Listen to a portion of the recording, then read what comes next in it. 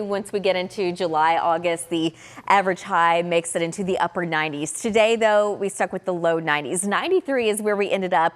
And again, the normal high for this time of year is 93. We were nowhere near the record, though. That's a silver lining, 104 degrees. That was back in 1980. This is our DVU camera, and it's still warm, but it's still quiet, mostly clear. Temperatures are in the middle 80s, but there is still a heat index right now of 90 degrees. We're at 79, though, in Bowie, cooling off there. 83 in Gainesville. We're at 81 in Greenville, 87 though in Athens, and 86 right now in Fort Worth.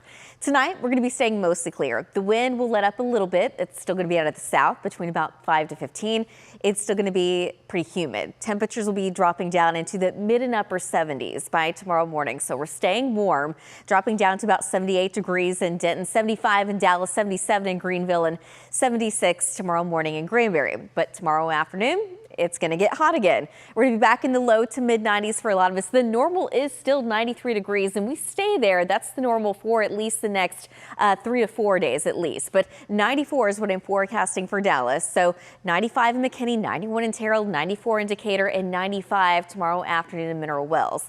Today, we did have a few isolated showers and storms in some of our far eastern counties, but now that the sun has set, a lot of that has gone away, and everyone's going to stay very clear for this evening and overnight tonight. But by the time we get into tomorrow afternoon, I do expect to see a little bit more cloud cover move in. The chance of rain, it will be there, but it's going to stay off to the east and southeast, very isolated if anything. We're not expecting anything in the Metroplex. Wednesday looks a little different though. I expect to see even more cloud cover, calling it partly cloudy, so it's not going to be a all cloud day by any means, but you know, some sunshine. But this is going to be noon, and now we're starting to see some isolated showers popping up just south and east of Dallas and also just east of Waxahachie. We're going to be watching that, and then some of the latest data is still bringing in some more showers, maybe an isolated thunderstorm late afternoon, early evening. So this is going to be 5 o'clock on Wednesday, and you can see the showers to the south. That makes it into the Metroplex around 6, 7 o'clock, but after sunset, it pretty much goes away as well. So that's going to be the trend for the next couple of days. So